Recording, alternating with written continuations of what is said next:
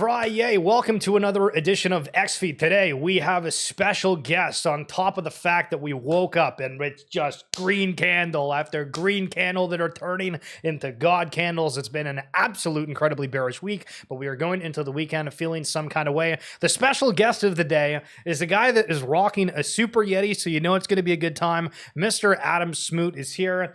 I have to say, there's very few people that I look on the timeline and I find the takes interesting, but you're absolutely one of them. So give me the backstory. How the hell did you get into crypto, and why are you still rocking a Super Yeti all these years later? Okay, so I actually got, I mean, it's not like a hugely unique story of getting into crypto through Top Shot, but I fell into sort of this negativity spiral and this pessimistic spiral that I think everyone kind of goes through online. Like in the 5 years before like 2020, all of social media sort of became this negativity thing where you can really feed.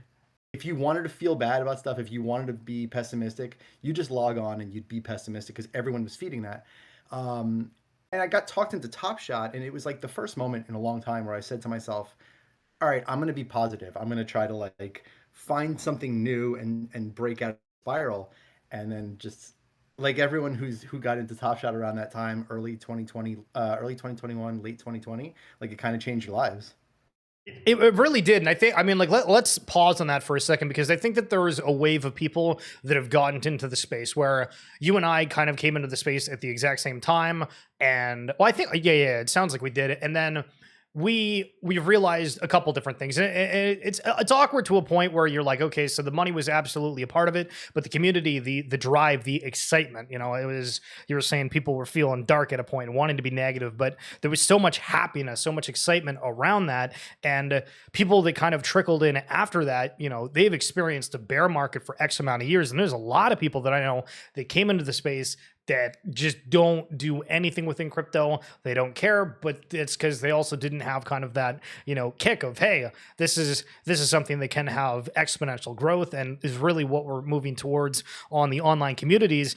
And with the early days of NBA Top Shot and Bored Ape Yacht Club, we saw so many different side collections come out on the side, like Super Yetis, like Cool Cats, like Gutter Cats, like Doodles, like everything else. And it feels like when we talk about these things, it's almost like a degrading point of, oh, these collections came after, when it's not supposed to be that. But when you look at NBA Top Shot and Bored Ape Yacht Club at the time, what do you think was so special about those two? Is it the fact that we just didn't have, you know, saturation across NFTs as a whole, and people were able to come together on one community? Was it simply the fact that the price is going up? What's your rationale for why things went so well early on?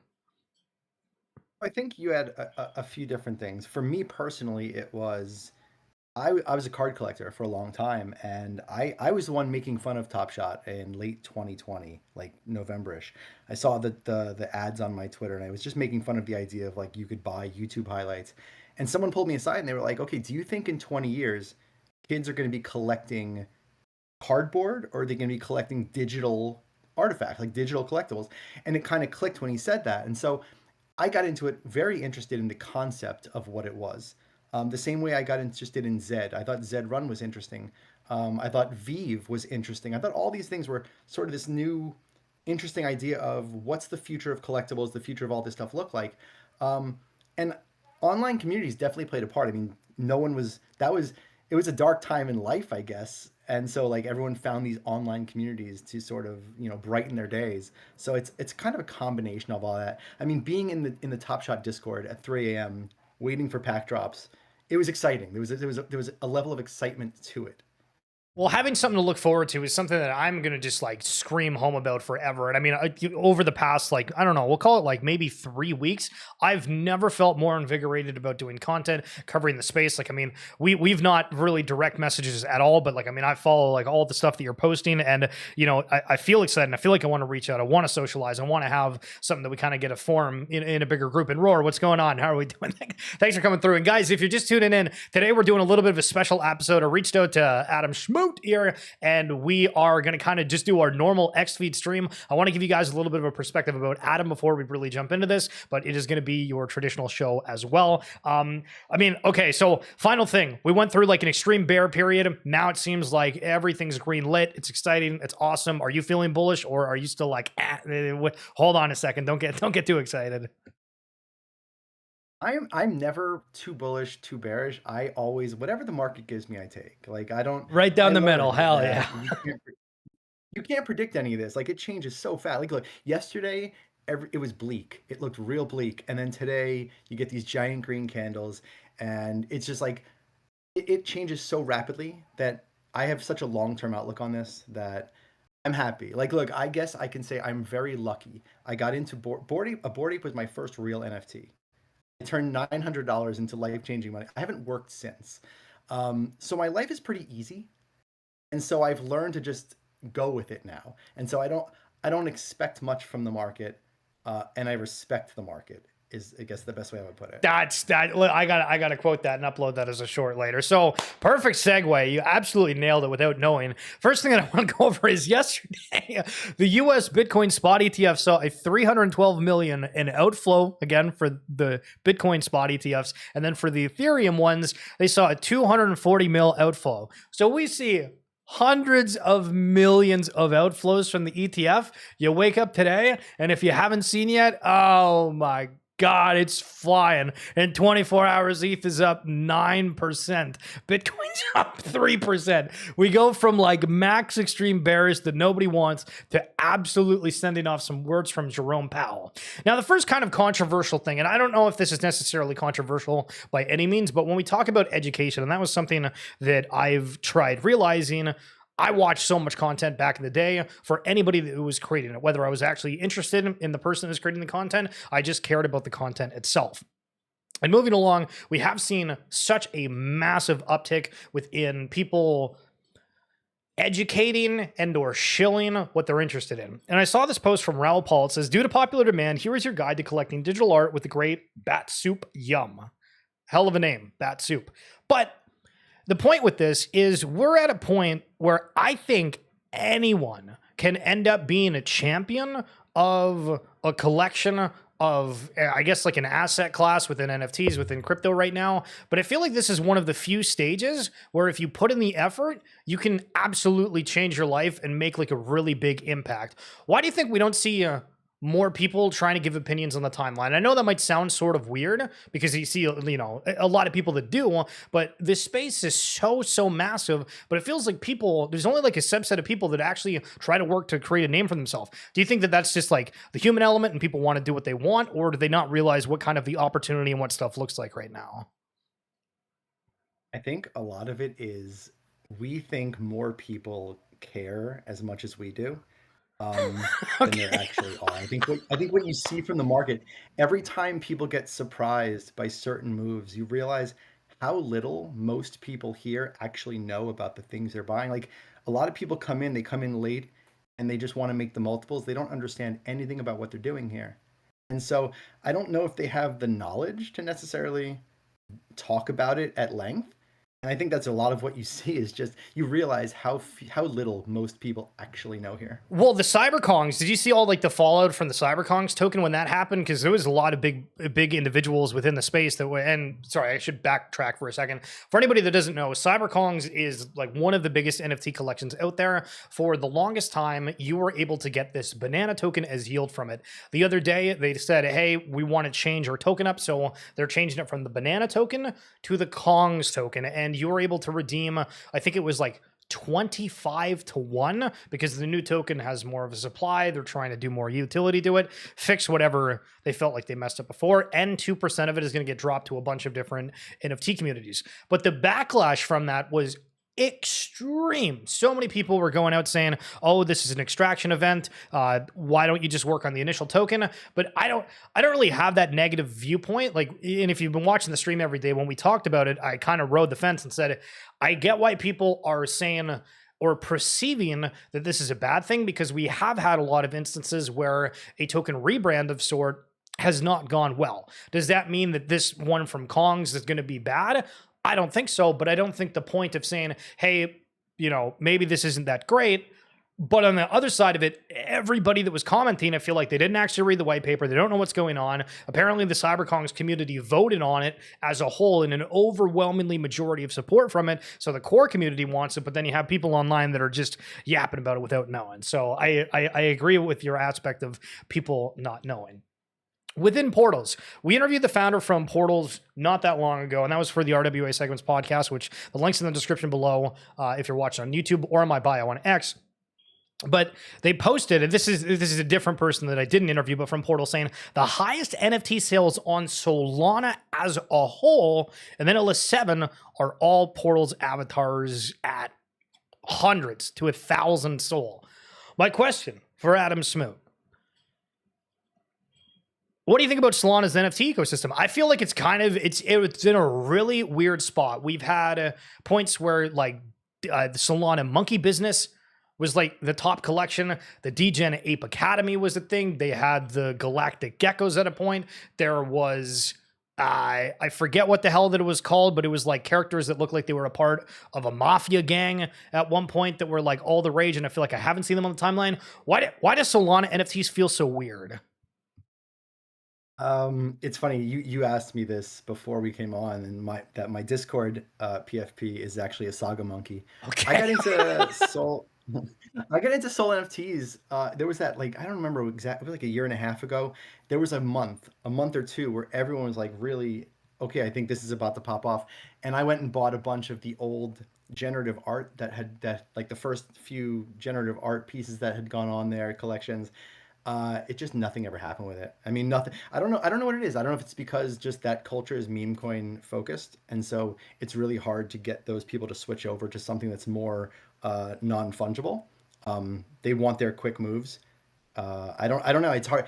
Beanie keeps saying that Solana NFTs are going to make a comeback at some point. He keeps. I just don't see it. I don't know why. I just don't see it. Well, I mean, I guess it would arguably be a conversation around NFTs as a whole, right? Because my argument over the past couple of weeks is we are seeing teams that are focusing more on the infrastructure side of things, where I think the tokens that are associated with those infrastructure are going to play a bigger part, where these NFTs now come down to a cultural argument or narrative, and how good can these cultural movements happen when there's so much culture happening in the world. And so moving on to the next point, it's still kind of about Solana here. In the coming weeks, I interviewed the founder of PlaySolana. If you're not familiar with it, basically they've designed a handheld device that is supposed to be like a Game Boy, but it's for Solana gaming.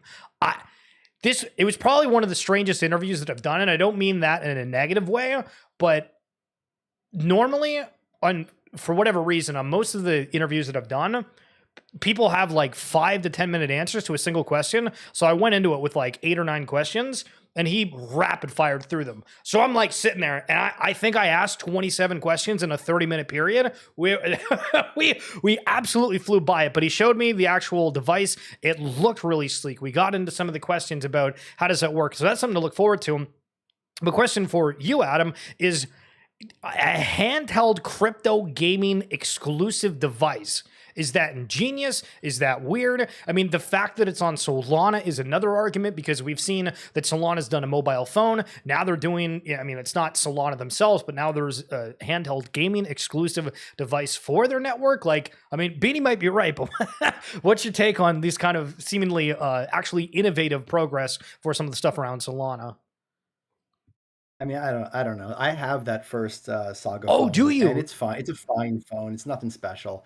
Um, these are hard markets to break into. Like the video game market, you're competing with Nintendo. You're competing with all of these major companies. I mean, the games so far that we've seen come out of Web3 crypto, they're not great. They're not. I mean, they're fine. They're fine for what we want them for, because we could farm them. But they're not great games to play, and that's really where the mass appeal is going to come from.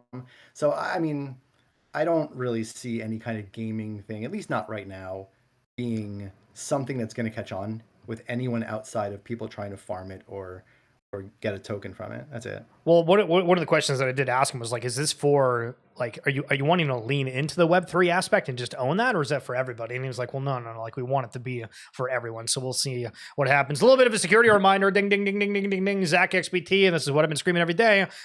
Moose asked, how can one avoid being socially engineered? And Zach's response, by assuming every call or email you receive is a scam by default. Bravo. So I've told the story before, but to recap, because I'll ask you, Adam, if there was any kind of security concerns that you've had. But one of the closest things that's ever happened to me was I was talking with a toy making brand, and they reached out because they were doing like luggage mint and some other stuff, and I was kind of a part of it because they wanted to use my ape for it, and it was all like absolutely legit. But there was a social engineering attempt, and I guess they got access to the one person's account of the company, and they sent me a DM at like 2 a.m. And this was back when I was like, I'm never gonna sleep. We're gonna be up all night. And they were like, hey, we're minting this stuff kind of early if you're wanting to do yours now. And I, at first glance, looked at that, was like, okay, that's like a little weird, but it sort of makes sense. And on the website itself, everything just looked off. It didn't look professional. Something was weird. And so I never ended up clicking on it. And then I got a message from that same person like an hour later being like, oh my God, are you safe? I'm so sorry. We just had a compromise on one of our accounts. And so that was the closest thing to me having a massive, massive security incident. Was there anything that's happened to you that you were able to avoid or anything under the sun regarding crypto security? My funniest story about security is that I spent all of 2021 with my ape, my $100,000 ape on a hot wallet on my phone. And I was minting the most depraved things from these shady sites. Like, it was the worst possible security you could imagine. And I somehow escaped all of that unscathed just for this cycle to get hacked on Abstract, the consumer chain. That's the one place that's crazy. Yo, you really did that on mobile. I don't have anything on mobiles. That's so what was the thing on Abstract though? Was it just like a new hot, like, was it a honeypot token? Was it just like a scam NFT collection? Like, what was it?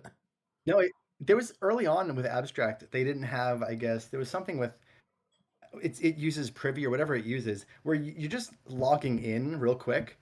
And so I guess one of the websites was compromised. And so I gave it access to all my funds.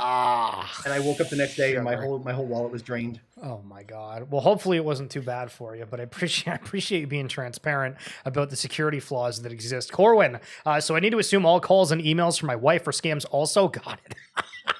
Yo. Yes. So Elio trades here. Oh, sorry. Go ahead. No, I was taught early. I didn't for like all of 2021. I didn't answer emails from my parents. Like, I told them, don't email me. I'm not clicking anything. People are avoiding everything online. So post here from Elio Trades, who's a big crypto founder involved in multiple projects, and one of the people that have been like absolutely bull posting, but just kind of a life aspect, and I'll kind of double down on it too. The absolute top trait and extremely successful people treat everything as a game. Crypto equals a game. Social media equals a game. Talking to girls equals a game. Find the fun in everything. Don't obsess over risk. The only thing to be terrified of is not playing your heart out. See, I would flip this and say, like, I agree that changed into a game, but anything that you just have fun with, I feel that like I work my best, I do the best of anything when I'm having fun with whatever it is, even if it's like a tedious task or something. If I'm, having fun within my means of doing that, then it's a great time. Do you have any thoughts on treating life like a game or any life advice? Yeah, I don't take anything very seriously. I do think you have to treat everything like, I wouldn't call it a game, but yeah, a very similar concept. We're all gonna die. Like, we're all gonna leave this earth, and the only thing you'll have at the end is what you did. So don't regret things. Just go out and do things. Like, don't worry about what other people think. Like, that's the whole thing with crypto. People don't get into it because their friends are like, oh, it's a scam. It's a scam. Who cares? I don't care what my friends think. It's my life. I have to do stuff. Oh, facts. Who cares what the other people think? Except for the wonderful roar down in the chat. What's going on? That is why games are the ultimate glue in Web3. It's where everything gets connected. The end game. Love it. This is one of the funniest things that I've seen. And it's not that funny unless you look at the track record of just them using every potential bullish terminology known to man for everything. Justin, the CFTC launches Crypto Sprint initiative to advance President Trump's digital assets agenda. It's called CSI from ad name earlier, which is kind of hilarious. But Crypto Sprint Initiative. How can you not be bullish with a title like that, Smoot? I love, like, staying completely out of politics. I'll just say I love everything about this administration and crypto because it's just so perfect. It's all just been so perfect. It's been a wild ride. So this is just a personal take and a little bit of a backstory. So when I first created the stream, I was like, all right, like I need to call it something, right? Even though I don't think you really like needed to, but I was like, oh, and this was right around the time that Twitter was getting name changed into X. And in my mind, I was like, okay, so if this is a news source and people want to look for this specific thing, right? If somebody types in like World News, CNN, or whatever news station, right? Then I would be like, okay, well, they'll look in, you know, I don't know, like the Boston Red Sox last night X feed, trying to find like a video of something that was happening. Nobody types in anything X feed, so that was like the first mistake. And looking back, it just sounds really, really stupid. So that was the lore of the reason why, because I just assumed people would look that up, and that absolutely wasn't the case. So Smoot, I don't know if you have the stream up, but this is where I'm going to play a clip, and you're not going to hear it if you want to tune in the stream for El Momento and then join me back. But there was such a freaking phenomenal interview from different points. I highly encourage anybody to listen to it. You're not going to like everything that's said. You might not care about what everything is said here, but Luca goes into some very fact-based, poignant takes and has a little bit of alpha. Talked a moment ago with Mr. Smoot about the Nintendo area and trying to compete with them. Well, maybe something is happening with Pudgy, Abstract, and Nintendo. Worldwide, October 16th. Oh, that's so soon. Now this is it. Escape velocity. Escape velocity for sure. What about Abstract? Do you think we could see some games coming on over to the Ally handheld? I haven't thought Allied. I've actually thought Nintendo Switch. So we have an in-house game that we are making, and we're trying to get it on the Switch now. That's the alpha. Okay, all right. So, can we imagine? What does that look like? Do people care about it? To Smoot's point a moment ago, when saying, you know, my friends hate crypto. I don't care. I love it. Does this change some of the perspective? Are 95% of people even going to know that this is a Web3 brand? And these are kind of some of the questions with it. Now, we do have one more clip here before I bring you in, Smoot. And this one's a little bit longer. And this was the opening, actually. So you don't need to watch the whole thing if you just enjoy this. But Paul Barron points the question to him of, okay, Pengu versus Doge, because it's meme coin versus meme coin. Why Pengu? And this is a great answer. Impressions that we're getting, when you look at the impressions that we're getting day over day, I think right now we're averaging about 800 million impressions across all social channels around the character, whether that's the GIFs, whether that's the Instagram reels or the YouTube content that we're making. 800 million views growing 10% month over month is a really hard attention mechanism to beat. It's also important to note that we, within the next 18 months, will be the biggest GIF character brand of all time. And so why I think that matters is because at the end of the day, these are meme coins, and GIFs are memes, right? Elon said this best: the person who controls the memes controls the world.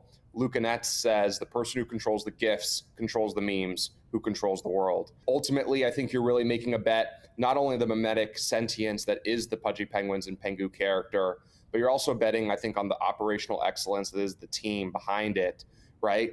We are going to put this stuff on the big screen on AMC theaters. We are going to make TV shows and blockbuster games around this. We are going to do partnerships with the world's biggest and most prolific brands. And if you compound that over time with the mimetic value and universal appeal of the Pudgy Penguin, it's a really hard recipe to beat, not only for Doge, but I think for any other coin within crypto. Ultimately, to me, tokens are attention assets, and Pudgy Penguins and Pengu is a black hole for attention in the space. And that's why I think it's not if, it's when we're going to take the throne. Well, and I think, holy, I mean, like, he just spits fact after fact, right? And like when I'm saying fact, like he's bringing up specific stats of saying we're about to break this. This is what's going to happen. We are going down this, and he's got a track record where everybody believed that. And so Smoot, I mean, hearing that, I don't own a Pudgy Penguin or anything, or even that much Pengu, to be totally transparent. But what do you think about Luca, Pudgy Penguins, and the powerhouse that may really help take crypto to a different level? You know, I got to be honest, like I still don't understand personally the like what it means to own a Pudgy Penguin just because your stuff is in Walmart. And then I don't really understand how all of this connects to the larger as an investment strategy for holding a $50,000 asset. But I've also learned that every time I say that to myself, Luca does something that ends up proving me wrong. And it's there are times in life, I think, where you just have to realize that you don't know things. And I trust him to just keep doing because he's done really well. He's done everything as well as you can do it. And so at this point, I take a step back and I say, I don't know. But if you want to put your money in someone, Luke is the guy you're putting it in. See, I love the fact that you have sort of a different take on it, because I've been of the notion that I think, you know, everybody in 2025 is into like a very specific niche or what they like. And I mean, as an example, you could go around and find out people that are doing crypto live streams, and you're going to connect with a lot of them. You're not going to connect with other ones. And seeing what people are doing, okay, do you hold the asset? Do you actually care about some of these things? And it's interesting from everybody's different like kind of perspective on things. And Roar sharing one in the chat, I could be naive here, but I disagree. I mean, the path Pudgy Penguins looks, it is detaching from Web3 and going to mainstream Web2. There's a Nintendo Switch collab coming. I think they forgot Web3. See, this is, I mean, it's a very interesting point, but Smoot, is not the concept of Web3 to hide all the tech, except that you just actually own the stuff behind? Or how would you phrase it? And we tried the whole Web3 echo chamber in 2021, 2022. If you don't expand outside of that, you have nothing. You have to be able to reach other people. It may look like he is reaching out beyond Web3 and just leaving Web3 kind of behind for Web2, but the only way you can bring Web3 with you is Web2. So his method, I think, is probably the smartest one. And Gary did the same thing. Gary seemed like he completely distanced himself from Web3 also. And then you come back to find that he's still doing stuff with it. He's building these characters out. And eventually they'll pull it all together. But in the meantime, look, we're on a very short time period here. It's been 5 years. Like, that's not a lot of time to build a business, especially the type of business they're trying to build. So they're going to make mistakes first. They're going to fix those. They're going to try different paths, and eventually they will tie it all together. Is my thinking, at least.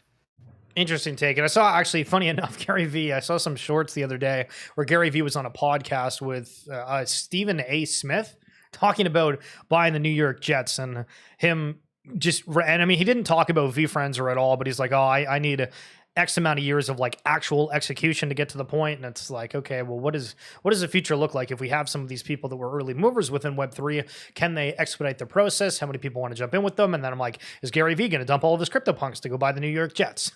We'll see if that ends up being a thing. But also, I mean, to go back on the points a moment ago here as we're going through everything, I think when you look at the world, and we'll use an NFT collection of some sorts for like Bored Ape Yacht Club, there's people that are never going to go to any of the IRL events, but there's people that also only live for those IRL events. And there's people that are going to get into crypto and they like that, and there's going to be people that are never going to touch crypto at all unless it's something that's completely abstracted away. They don't need to do anything with it. And so, Roar, to kind of wrap up your point there, I can see the notion of them forgetting Web3, but I think they're going to still do a lot of stuff for the people within Web3 that are wanting to be in Web3, but also they're going to be doing stuff for the Web2 crowd that is going to want to do stuff in Web2.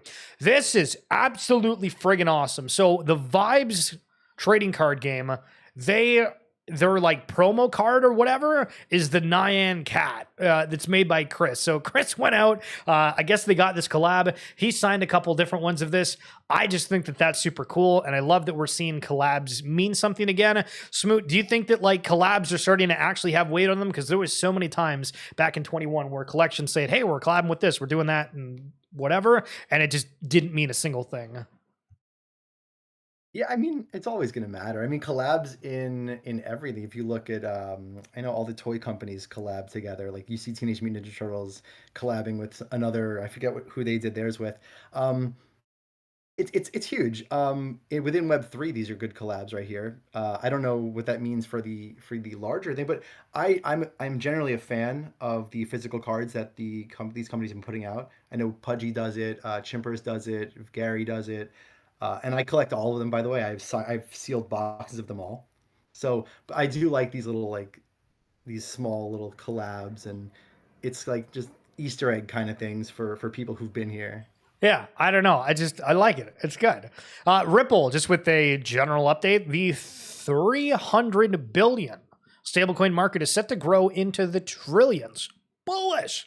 Together with SBIVC, we're bringing Ripple USD to Japan in early 2026, offering users and institutions a trusted, regulated, and fully backed stablecoin built for enterprise use cases. Why am I bringing this up?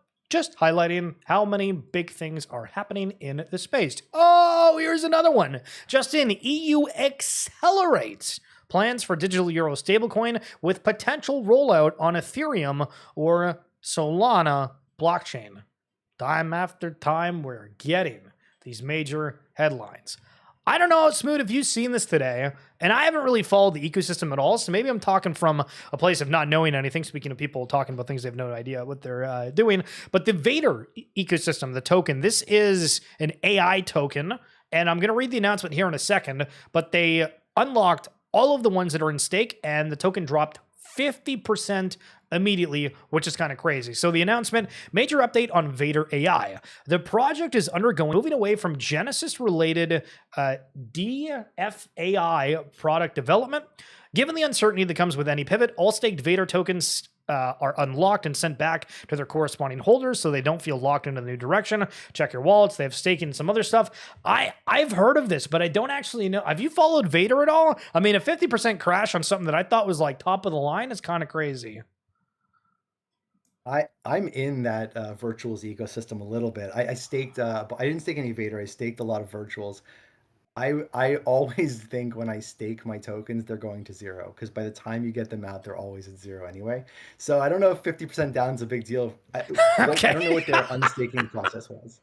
Okay, well, their unstaking process was like, well, like my virtuals is locked for 2 years. I think it's like it's going to be zero. Okay, so I have to admit I've not touched virtuals at all. What in the halibut is it? Let me actually like bring this up on the screen. Is it something that's like easy to talk about or not really? No, I mean, no, not for me. I'm sort of passively in it. I was collecting points in it and trying to, but by the time I got in it, all the good launches had stopped, and so it felt really like I caught the end of the Ponzi. You caught the end of the Ponzi, hell yeah. So, I mean, checking this out here, and again, I think it's like a launch pad for AIs. Vader AI is at 11 million. There's some Rabita. Oh, that was like the AI agent that apparently bought its own CryptoPunk.